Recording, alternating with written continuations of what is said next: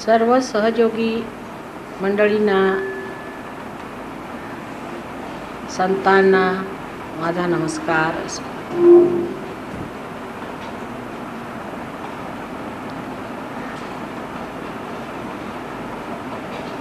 साठी उलटल्यानंतर वाढदिवस असतो, तो एक एक दिवस कमी होत जातो आयुष्याचा. हे लक्षात ठेवलं पाहिजे. म्हणून एक एक दिवस जेव्हा कमी होत आहे तेव्हा आमची सुद्धा प्रगती त्या मानाने फार गतिमय झाली पाहिजे. आणि फार आनंदाची गोष्ट आहे की तुम्ही एवढ्या उत्साहाने माझा वाढदिवस केला. फार उत्साह होता, फार प्रेम, फार आनंद वाटला मला. सहयोगांना या संसारात राहून सगळं कार्य करायचं असतं. मुलं बाळं, घरद्वार, आई वडील सगळ्यांना सांभाळून सहयोग करायचा असतो. मी तसंच करते. मी सुद्धा माझ्या घरातल्या सर्व लोकांना सांभाळून, सर्व भाऊ बहिणींना सांभाळून, सर्व नातलगांना सांभाळून, माझ्या यजमानांना सांभाळून, सगळ्यांना सांभाळूनच मी माझा संसार चालवून जगाचा संसार चालवते. कोणालाही सोडायचं तेव्हा हे काम कठीण आहे. कारण काहीतरी मुलीला झालं, काही मुलाला झालं, कुठे काही बिघडलं, नवरा वाईट असला, काही असलं की बायका घाबरतात. पुरुषांच्या नोकरीत काही खराबी झाली, त्यांच्या पगारात कमी झालं, पैशाचा त्रास झाला, असं झालं तसं झालं, त्यांनी पुरुष घाबरतात. तरतरेचे असे प्रसंग येतात ज्यांनी मनावरती दडपण येऊ शकते. पण अशा परिस्थितीतच सहयोग बसवला पाहिजे. कारण तुम्ही जर पाण्यापासून दूर असला आणि तुम्हाला तहान लागलेली असली तर त्याच्यात काही विशेष नाही. आणि तुम्ही म्हणाल की आम्ही तहान मारतो, त्याला काही विशेष नाही. पण सगळीकडे पाणी असूनसुद्धा तुम्ही त्यातनं अलिप्त राहू शकता, तेव्हाच तुम्ही खरे सहयोगी आहात. तेव्हा पहिल्यांदा प्रापंचिक गोष्टी फार लोक मला येऊन सांगत असत. माझ्या आईचं असं आहे, माझ्या बापाचं तसं आहे, माझ्या नवऱ्याचं असं आहे, अमक्याचं तसं आहे. हळूहळू करत करत सगळं सुटत चालतं. सुटता सुटता मनुष्य अशा स्थितीला आला आता सहयोगात की त्याला स्वतःचा प्रपंच जो आहे तो एक नाटकासारखा वाटू लागलेला आहे. आणि बाकी जगाचा जो प्रपंच आहे तिथे काहीतरी करून दाखवलं पाहिजे ही भावना जागृत झालेली आहे, असं मला काल लक्षात आलं आणि मला फार आनंद झाला. विशेष करून ही मुंबा नगरी म्हणजे इथे म्हणूनच महाकाली, महालक्ष्मी, महासरस्वती तिघींनी मिळून इथे पृथ्वीतनं जन्म घेतला. त्याला कारण हेच आहे की या मुंबा नगरी जोपर्यंत असा काहीतरी जबरदस्त फोर्स येणार नाही तोपर्यंत सहयोग इथे बसणार. तेव्हा या मुंबा नगरीमध्ये अनेक तऱ्हेचे प्रकार आहेत. ते इतके अनेक आहेत की त्यांचं वर्णन करता येत नाही. भूत प्रकार आहेत, बाधा प्रकार आहेत, पैशाचे प्रकार आहेत, लाचलुचपती आहेत. सर्व तऱ्हेची घाण या मुंबई शहरात, सगळ्या नद्या जशा समुद्रात वाहून जातात तशी सगळी घाण या समुद्रात येऊन बसते. सगळ्या तऱ्हेचे चोर, सगळ्या तऱ्हेचे लंपट लोक, सगळ्या तऱ्हेचे ठगवणारे सगळे इथे येऊन बसले. तेव्हा ह्या चिखलामध्ये जी कमळं मी काल म्हटली ती आपल्याला फुलवायची, ती जर आपल्याला फुलवता आली तर संबंध देशामध्ये त्याचा लाभ होणार आहे. दिल्लीमध्ये सुद्धा फार जोरात कार्य सुरू आहे. तसंच या मुंबई शहरातसुद्धा तुम्ही फार मोठं कार्य केलेलं आहे. आणि ते कार्य म्हणजे ह्या अशा अपुण्य नगरीमध्ये, अशा अधर्मी नगरीमध्ये, अशा सर्व घाणीत तुम्ही स्वतःच्या कमळाला वर उचलून, हे फार मोठं आहे. आणि त्याच्यासाठी मी तुम्हाला तुमचं किती अभिनंदन करावं ते मला कळलं. गर्वाने मी नुसते झुकून जाते की केवढं हे मोठं माझ्यासाठी झालेलं आहे. माझ्या मुलांनी किती मोठं कार्य केलं. ह्या समाजात राहून, ह्या समाजाशी निगडीत राहून, त्याच्यात समावून त्यांनी कसं हे सुंदर कार्य केलं आहे, त्याच्याबद्दल मला फार तुम्हा सगळ्यांचा आदर. आता हळूहळू आणखी प्रगतीला लागलं नाही पाहिजे, पण जोरात प्रगतीला लागलं. सहयोग पसरल्याशिवाय तुम्ही पसरू शकत नाही. सहयोग पसरला पाहिजे आणि तुम्ही उठलं पाहिजे, तेव्हाच हे होणार आहे. जोपर्यंत तुम्ही उठणार नाही तोपर्यंत सहयोग पसरणार नाही. जसं दिव्याची ज्योत वाढते तसाच त्याचा प्रकाश वाढतो. तेव्हा हे सगळं तुमच्यावर अवलंबून आहे. जितकी तुमची ज्योत वाढेल तितकाच त्याचा प्रकाश वाढणार. तरतरीचे लोक आहेत, मला सगळं कबूल आहे, पण त्यातच आपण सहयोग बसवला ना आणि त्यातच आपण इतके लोक उभे केले आहेत ना आणि आपण सिद्ध करून दिलं ना की परमेश्वर आहे, परमेश्वराची शक्ती आहे आणि त्या शक्तीत आपण कार्य करू शकतो. हे आपण सिद्ध केल्यावर आता त्याबद्दल शंका न ठेवताना अगदी खुल्या दिलाने चढाई केली आणि खूप जोरात काम सुरू केलं पाहिजे. ज्या ज्या ठिकाणी राहतात जर शक्य असलं तर तिथे एक एक पाटी लावायची, बाहेर एक एक केंद्र प्रत्येक घरात सुरू करायचं. काय होतं बघूया. अशा रीतीने जिथे जिथे जमेल, जितकं जमेल तितकं केलंच पाहिजे. जमण्यापेक्षा थोडं जास्त केलं आणि ती हिंमत तुम्ही धरावी आणि होण्यासारखं आहे. आणि मला आशा आहे की पुढच्या वेळेला मी मुंबईला येईल तेव्हा पुष्कळ सहयोगी असतील. असे तर पुष्कळ येतातच सहयोग. काल किती लोक आले होते तुम्हाला माहिती आहे, हजारो लोक होते. पण त्या हजारो लोकांमध्ये सहयोगी पक्के पोचलेले जाणलेले किती. अजूनही सहयोगी लोक आपल्या घरच्या वातावरणात, आपल्या घरच्या गोष्टींकडे फार जास्त लक्ष देतात आणि मी क्षणात ते प्रश्न सोडवते तुम्हाला माहिती आहे. आणि सहयोगात ते अगदी क्षणात सोडवले जातात. पण तुम्ही या लहान लहान गोष्टीसाठी बसून उगीच आपलं डोकं फोड करता आणि स्वतःचा नाश करून घेता. दुसरी गोष्ट आहे, आपापसामध्ये वैमनस्य जे पूर्वी होतं किंवा पूर्वी काळापासून चालत आलेले ते सोडून आता आपण सगळे सहयोगी झालो. आपल्यातले सगळे जे काही आहेत वैमनस्याचे जेवढे काही पॉईंट्स आहेत ते गेले पाहिजे. जेवढं काही आपलं चुकलेलं आहे ते सगळं काही गेलं पाहिजे. आपल्यामध्ये जे काही आपापसामध्ये मनामध्ये वाईट आलेलं आहे ते सगळं गेलं पाहिजे. कारण आता आपण स्वच्छ झालो, आता आपण आरशासारखे झालो, तेव्हा आता आपल्यामध्ये काही घाण राहू शकत नाही. या जरा बंद करा माझा आवाज. ह्याच्या एका गोष्टीला असं लक्षात ठेवलं पाहिजे की आपली आई किती क्षमा करते, किती तिला ह्या बाबतीमध्ये सहन करावं लागतं, किती गोष्टी सहन करते, कसं सगळ्यांना सांभाळून घेते, कसं सगळ्यांना वागवून घेते. आपल्यासमोर आईचा आदर्श आहे. ती जर एवढं करू शकते तर आम्ही का करू शकत नाही? आम्ही आपल्यामध्ये का भावना आणू शकत नाही की झालं गेलं विसरून जा. कोणी कसे असले तरी त्यांना डोक्यावर उचलून घ्यायचं, त्यांना मोठं करायचं, त्यांना बदलून टाकायचं. तुमच्यात ही किमया असल्यावरती तुम्ही मागे काय झालं, कुणी काय केलं वगैरे हा विचार करू. आता पुष्कळ लोकांचं असं असतं की सहयोगात नवीनही आलेले आहेत. त्यांच्यासमोर तुमचा पहिला आदर्श हा दिसणार आहे की तुम्ही किती प्रमाणे लोकांशी वागता. आता इथे कदाचित आपली जागा होईल असं मला वाटतं आणि नंतर आश्रम आहे. पण त्या आश्रमात 4 माणसं ठेवल्याबरोबर जो येईल त्याला दुलत्ती मारायची हे काम सुरू होणार. मी नेहमी पाहिलेलं आहे. कुठे आश्रम केलं की 4 माणसं आले की त्याला तुम्ही इथे कशाला आले, तुम्ही कोण, तुम्ही इकडे येऊ नका, तुम्हाला इथे राहायचं नाही, तुमचं हे नाही, तुम्ही ते ठीक नाही, ते असं ठीक नाही, तसं ठीक नाही. अशा रीतीने त्यांच्याशी लोक वागायला सहयोगात. म्हणजे हे शोभतं का आपल्याला?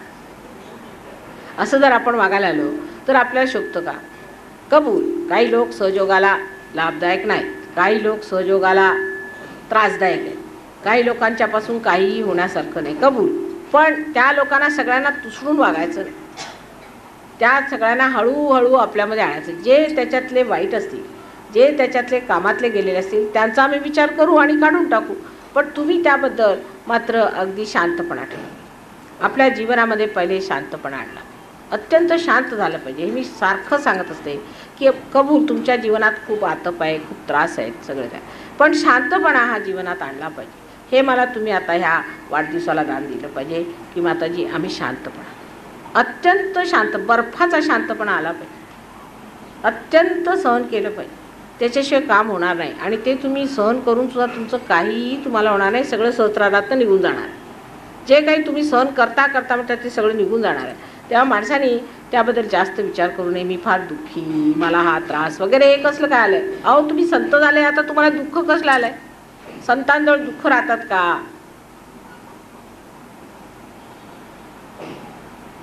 असा विचार ठेवला पाहिजे. आम्ही संत झालो, आम्ही फार मोठे झालो, आमच्याजवळ दुःख, आमच्याजवळ या व्यथा ह्या कशा असणार? आम्ही लोकांच्या व्यथा ठीक करणारे, आम्ही साबणासारखे सगळ्यांना धुणारे, आमच्यावरती कसा मळ बसणार?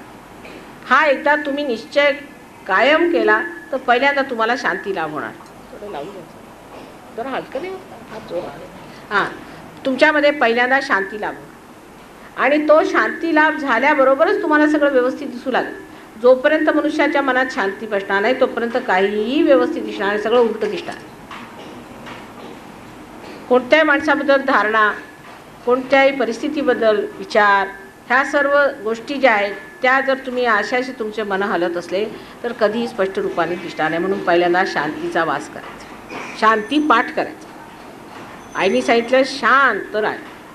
शांत झाल्यावर तुम्हाला इतकं लक्षात येईल की सगळे संबंध कसे बनतात, सगळा आनंद कसा येतो, मैत्री कशी होते, कामं कशी होतात. तुम्ही अशात असले तर तुमच्यावरती जे देवदूत आहेत, तुमच्यासाठी जे सगळे आम्ही व्यवस्था केलेल्या आहे त्या सगळ्या व्यवस्था त्यांना समजते का त्यांना करायचं काय, एकदम धावपळ सुरू, घाई सुरू. काही लोकांचं म्हणजे राग नाही, पण त्याला प्रत्येक वेळी इथं ठेवू का तिथं ठेवू का, ह्याच्या डोक्यावर ठेवू का त्याच्या डोक्यावर ठेवू का, सारखा हात असा त्यांचा चाललेला असतो.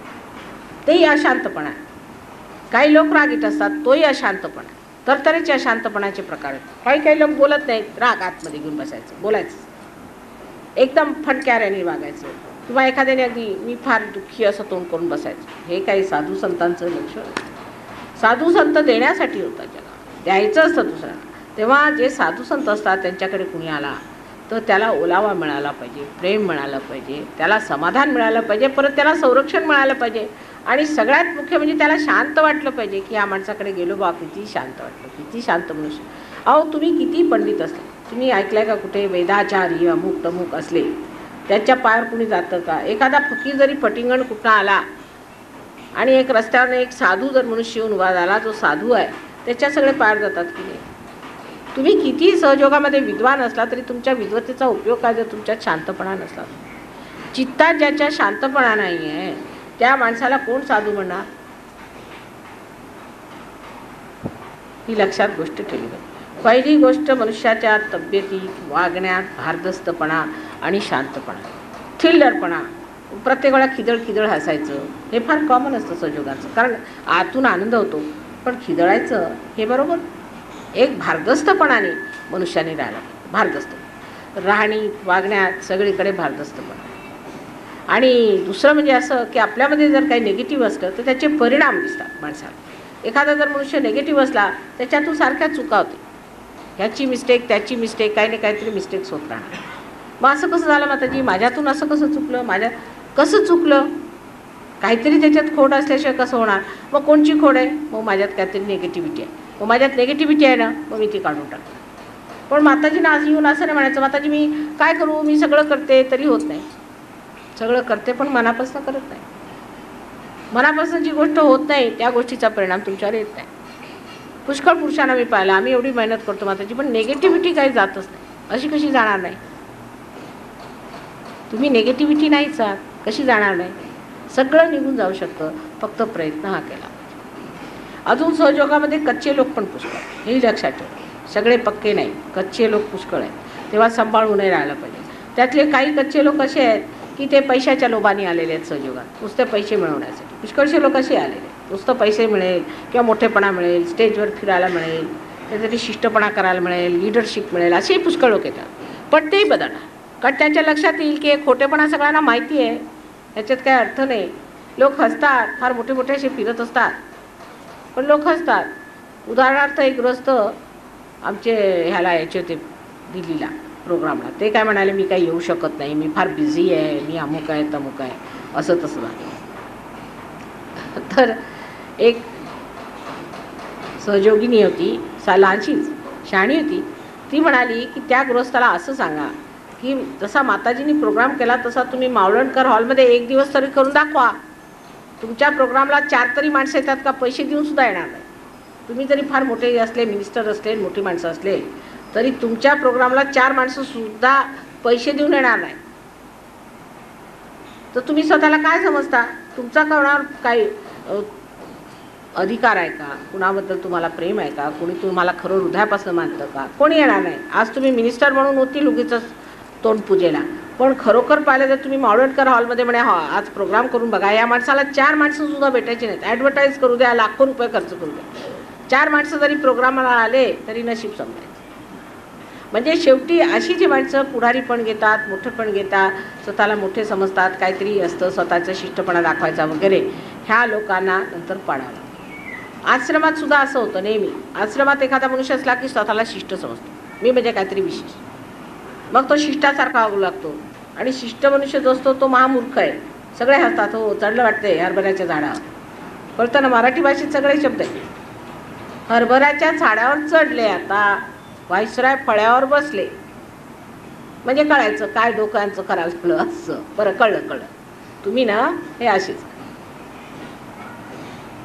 तर एकंदरीत सगळ्यांची परिस्थिती सगळ्यांना माहीत असते आणि कुणालाही अशा माणसाविषयी आदर वाटत नाही. खोटा आव आणून, खोटी गोष्ट करू, खोटे नसते स्वतःचं महात्म्य करू, कोणालाही कुणाविषयी आदर वाटत नाही. कारण प्रत्येक मनुष्य फार हुशार मनुष्य. थोडे दिवस होईल, थोडे दिवस तुम्ही चकवाल, उद्या जोडे घालतील, थुंकतील त्याच्यात, मग ती निघाल. माहिती आहे तुमचं.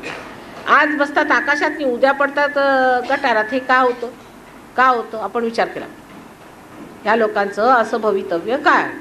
आज तिथे बसलेले एकदम तिथे जाऊन का पडतात?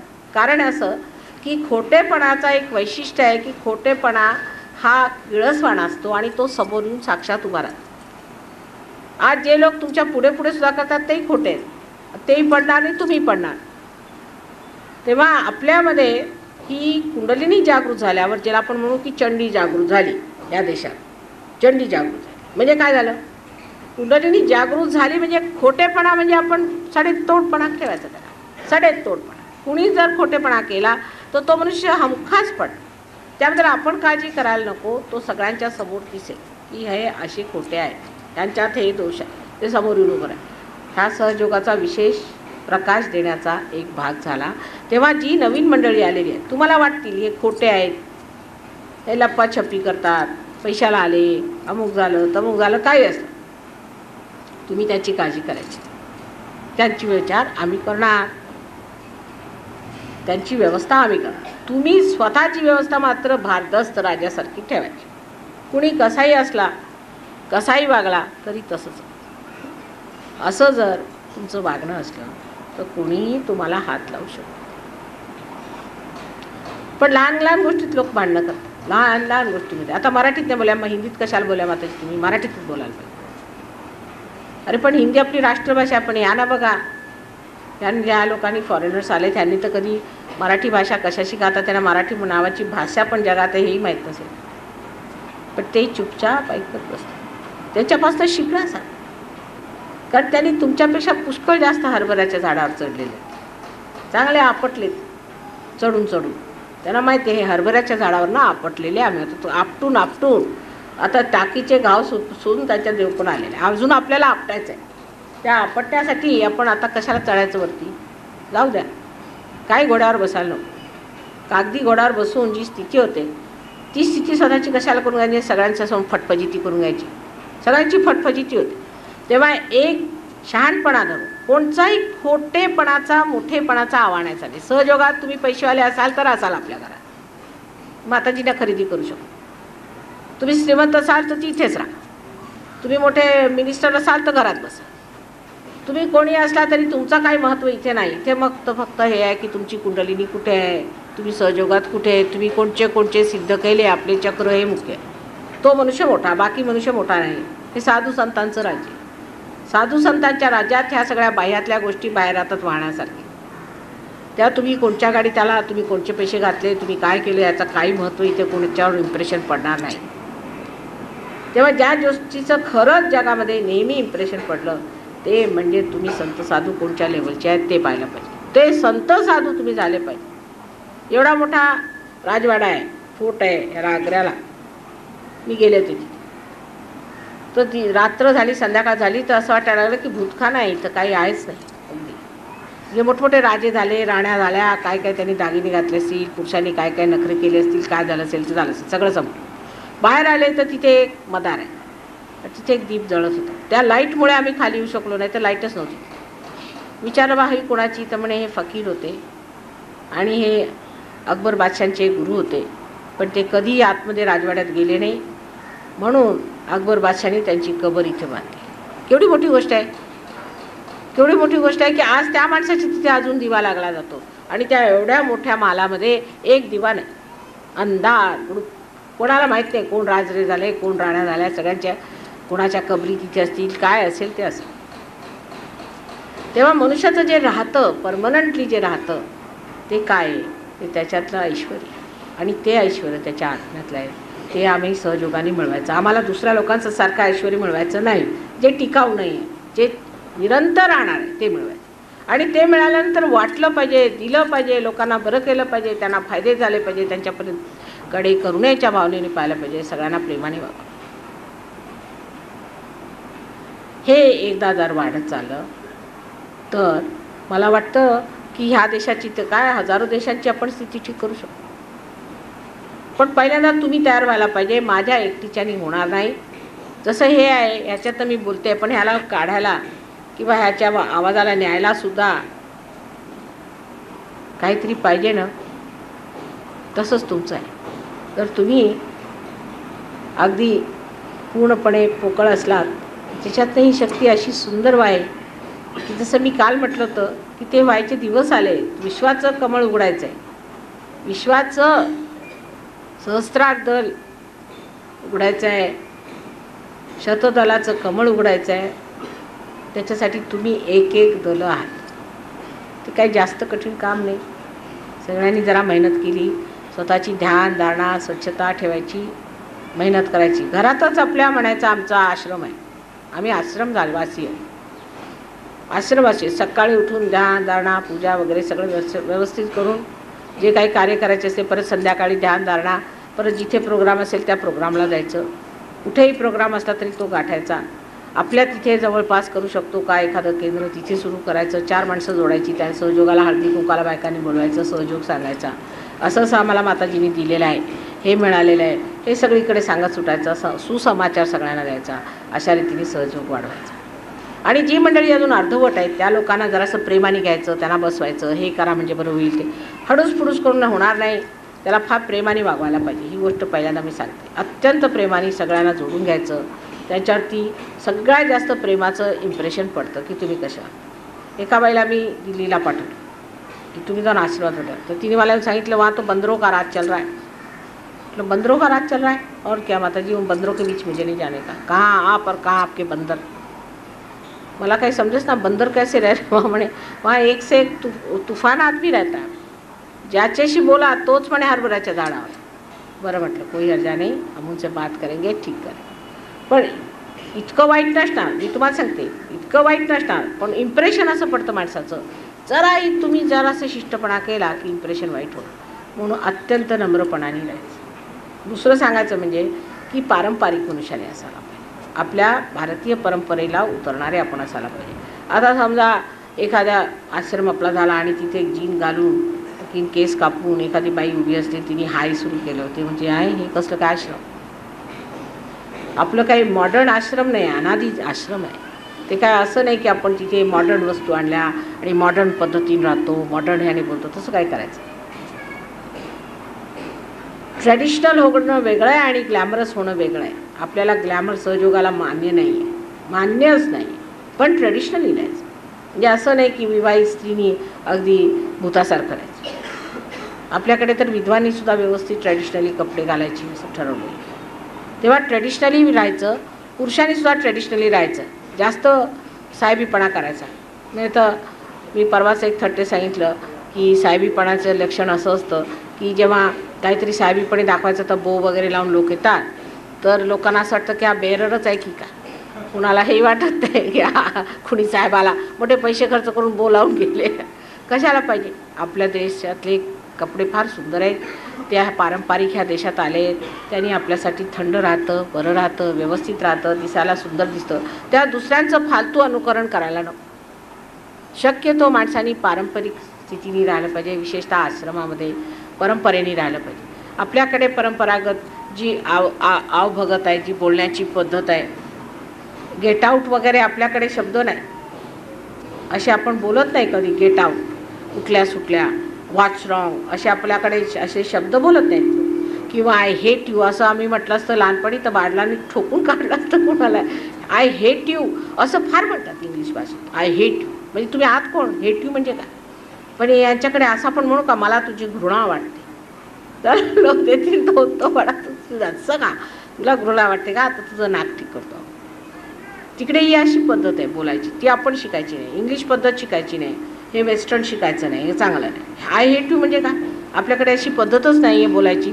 कुणी आलं तर भाग्य, परम भाग्य, या बसा, तुम्हाला काय पाहिजे ते. आओ, तुम्हाला माहिती आहे आपल्या इथे लोकांनी हरिश्चंद्रांनी सगळं राज्य देऊन टाकलं, लहान मुलाला मारून टाकलं, कुणी काय केलं. ज्यांनी जे मागितलं ते आपण आपल्या पाहुण्यांना देत असो. पण आता ही इंग्लिश लोकांची पाहुण्यांची पद्धत जी आहे, म्हणजे वेस्टर्न लोकांची, ती आपल्या लोक, आणि असे भयंकर शब्द तोंडात, घाणेरडे शब्द, शिव्या गाळीचे मुळे चालण्याचे.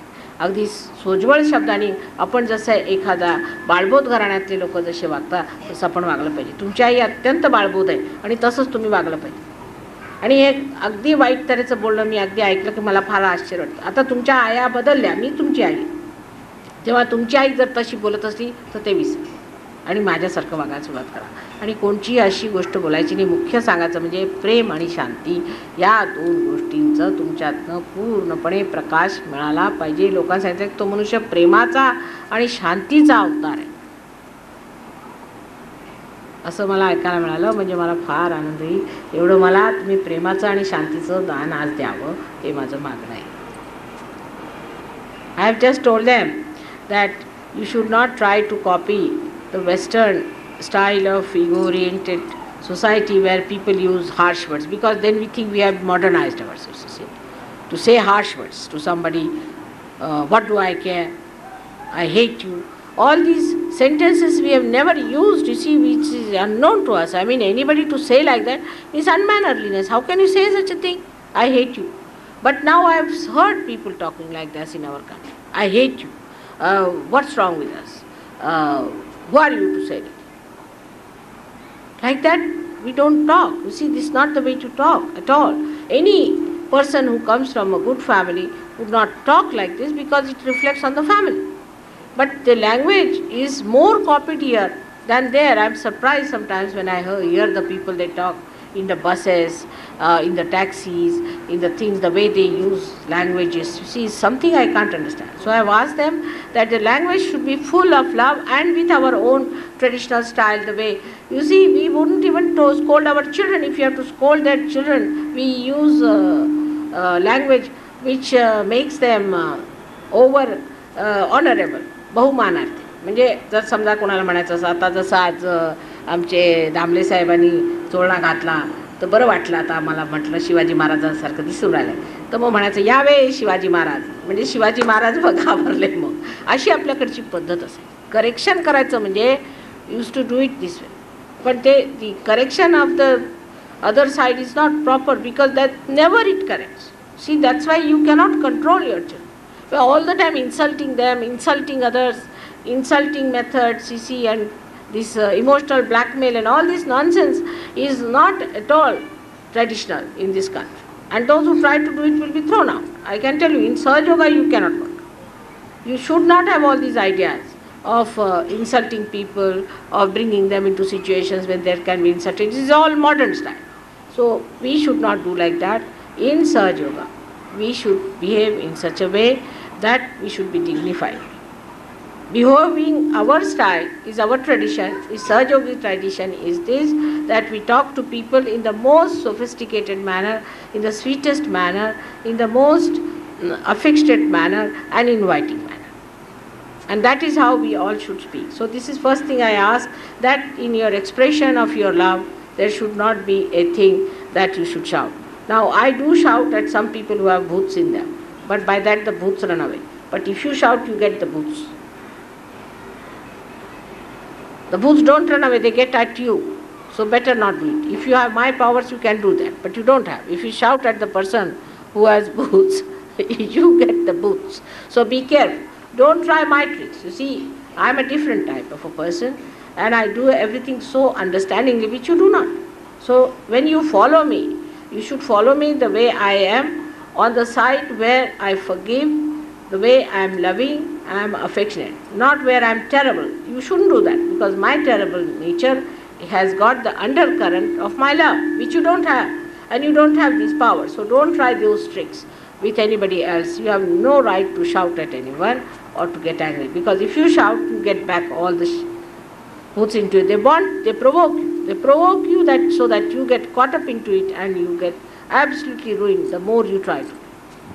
So the best thing is to stand in the center and have affection and love, the power that I have given you, that you have. Develop that power of love. First you develop that power of love. Then you don't have to worry, you don't have to shout, you don't have to say anything. Your power will become the kruta.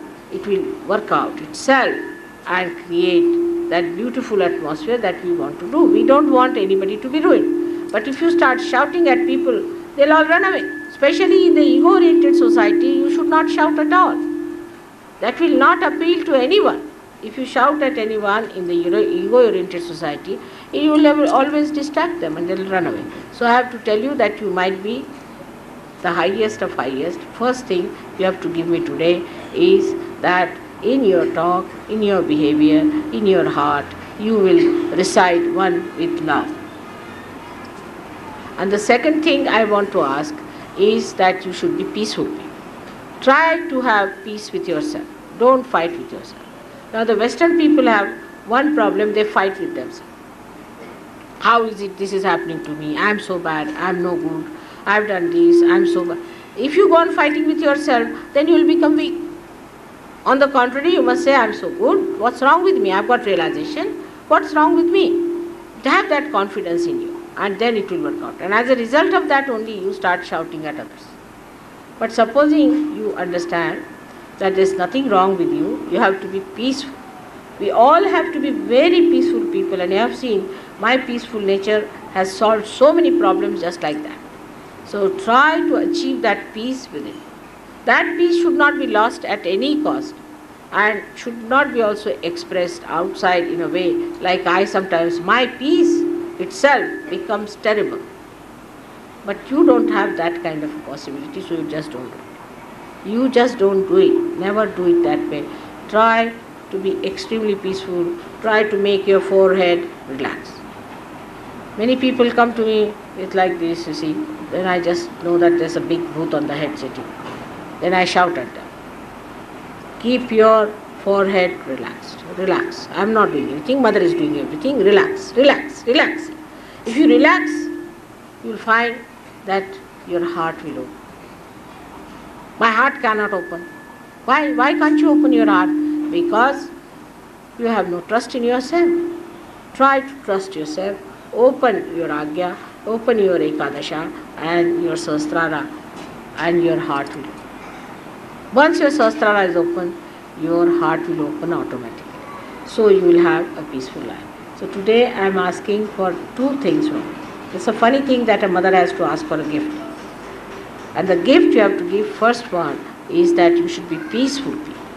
You should express peacefulness through your own character, talking. But it doesn't mean that you should be people who are bleak or who are, we can say that, are morbid people or people who tolerate nonsense.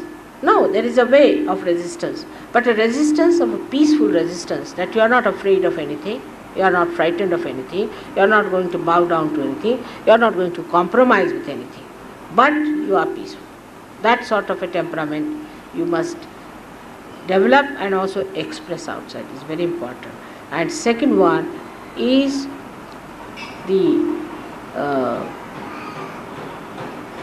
this love, this peace and all this should express your love to others, love to others. Like now everywhere, within next 1 or 2 years, we'll have ashrams. I am sure of that. And in the ashram, I would like to see people having loving, caring, affectionate, patronizing, beautiful attitude towards the people who come there. On the contrary, if you do not have, your ashrams will be all reduced to zero. It has happened in many places, it will happen everywhere. So you don't blame me why our ashrams don't run good. It will be your responsibility to see that it is your mother's house. And people are coming to the mother's house. And how a mother would treat these people with love, affection, with whatever you have. You can start, but give to others. Look after them. Give them all the kindness and sweetness. So the impression of people, even if your slightest not like that, people will think this is a very arrogant personality, and how can. So you have to be a top class person to be in charge of an ashram. If a person who is a mediocre, you should not appoint. By God's grace, I am sure by next year you will have all the lands in your hand, and all your ashram will start by next year in every country. May God bless. This is what I give you on my birthday today, that you all will have your ashrams properly established by the end of next year. But first two things you must, the conditions are. First two conditions should be there. If you are not good for that, God will never give you an ashram. Because He doesn't want to give ashram to some funny people. It becomes sort of a recluse for people who have no place anywhere, come and sit in the ashram. So unless and until you have people of that level who will remain peaceful and loving, you will not establish. But if you do, I am sure by next year you should be able to have ashrams in every place. May God bless you.